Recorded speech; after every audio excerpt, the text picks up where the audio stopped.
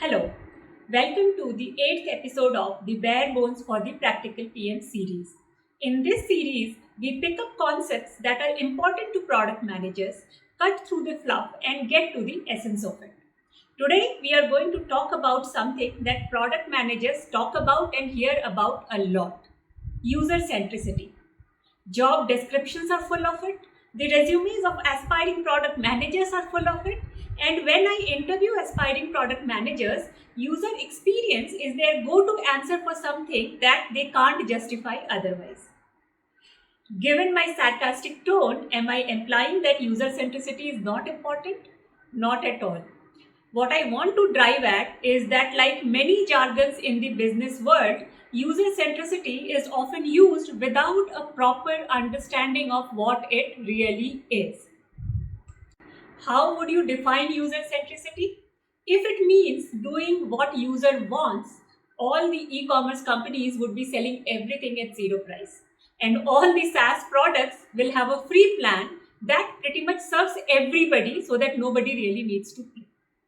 While lower prices and affordability can be genuine value offerings, it is clear that it can't be driven by a blind what user wants logic.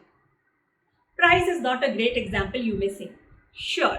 But with what user wants philosophy, no fintech product, no banks, no loan product should have a KYC system or any kind of background checks for eligibility.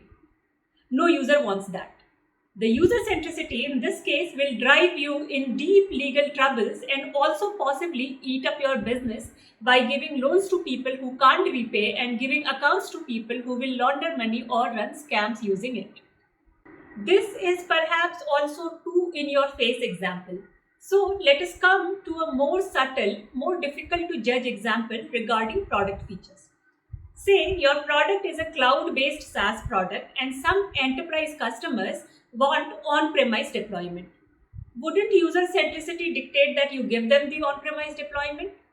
Now is the time to hesitate and step back a little. And the question to ask is who the user is when we define user centricity. And this should be your aha moment. It's the users business cares about. The users who will help the product grow, bring revenue, bring profits, whatever it is that the business wants to focus on. So at its heart, user centricity is not different from business centricity. User centricity is a way to achieve business outcomes. And then what user wants may also have to be revisited. Especially if it means what the user is saying is what they want. Because what users say they want may not be something they really want. I'm sure you would have heard this somewhere or the other. Or it may not be something they are willing to pay for. But even if what the user wants is clear and valid, it may not be something your business is well positioned to fulfill. Or what the users want may be totally irrelevant for your business. For example, in the earlier example of cloud-based SaaS product, which enterprise customers want on-premise, you have to ask some questions before following the user here. Like, does the business particularly want to go after the enterprise users? And if yes, is on-premise really needed to go after that market? Or are there enough enterprise users who can be brought on board on cloud-based SaaS product? Also, does the company have a product philosophy and specific expertise which eschews on-premise for cloud? If so, would the diversion of efforts into on-premise make sense for the company? Basically, you cannot be user-centric without taking into account your business. So if user centricity is not in conflict with business centricity, why does this need to be emphasized? Why do we even need to talk about it? The reason we need to talk about it is that user centricity, which is in line with business outcomes, is often ignored in favor of what is easy or seems right to specific teams or individuals. Teams and individuals may take shortcuts which is not right for the business. User centricity does not stand in opposition to business centricity, but it may stand in opposition to tech centricity, sales centricity, operations centricity, or loudest, highest paid person in the room centricity.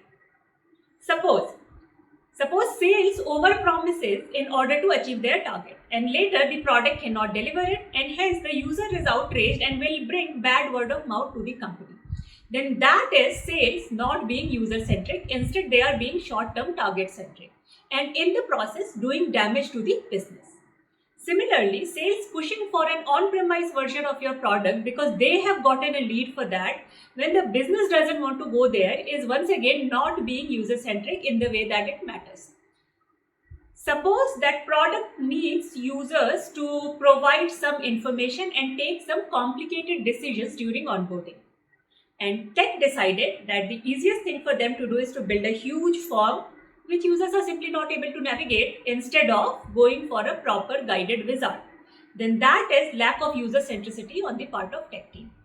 Similarly, if on-premise version of your product that has traditionally been on cloud is what makes sense for the business, then tech pushing back on it because current users are on cloud is not tech being user-centric.